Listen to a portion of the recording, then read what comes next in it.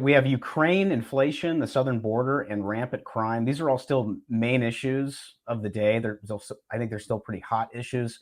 What do you think should be at the top of the platform, regardless of who becomes the GOP nominee? Top of the platform has to be getting the economy back on track.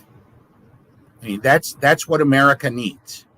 And I think in 2022, the mistake that the Republicans made that made it hard to impossible for them to make gains in the blue and purple states was to simply say Biden bad, inflation bad, interest rates up bad, high gas prices bad. Everybody knows that, except maybe Joe Biden. What they didn't say is, here's what we're going to do to bring down the price of gasoline. We will send legislation to the president's desk that says all of those regulations that you put in place that killed pipelines and killed the domestic energy industry, so you have to go begging to Saudi Arabia to increase their oil production, gone. More domestic oil production here at home. All the crazy spending, the money that hasn't been spent, we're clawing it back.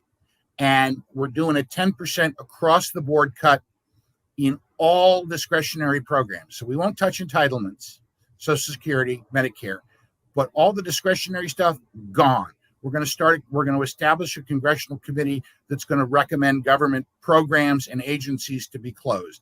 We have got to stop spending money like drunken sailors. The more money you put into the economy, the more inflation you're going to get. This is our plan to fight inflation. This is our plan to fight hunger.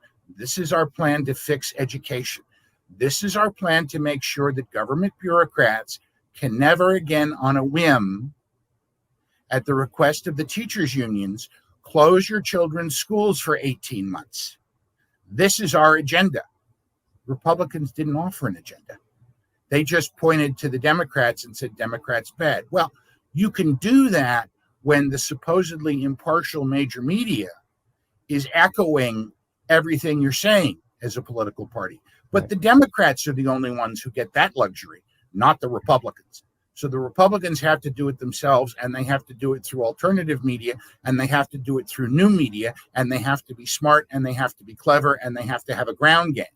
A lot of that was missing from the 2022 campaign, where they just thought that they just could stand off to one side and point a finger. And 75% of the country thinks they're headed in the wrong direction, so they're going to vote for us. No, because you didn't explain that voting for you is a turn in the right direction.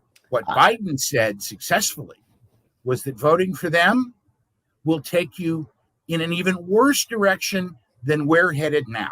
They had no response.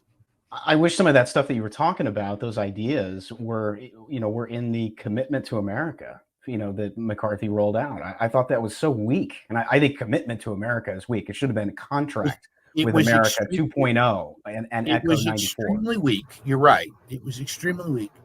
But it also points to the caliber of candidates that were recruited to run for the U.S. House and even for the U.S. Senate. It was a list of things you could talk about if you had nothing else to say. Yeah. These are the things I'm for. Some of the people that were nominated couldn't even do that. It is in my latest Newsweek column, which is up in the opinion section at newsweek.com. I try to walk through this. There are a lot of reasons that the 2022 election turned out poorly, longer than you can fit into 800 words. But that's one of the things that I try to address, is that they didn't have anything positive to talk about. It didn't have to be a commitment. It didn't have to be a contract. Here's a laundry list of things that we're gonna do. Do like a Chinese menu, 1 from column A and 2 from column B.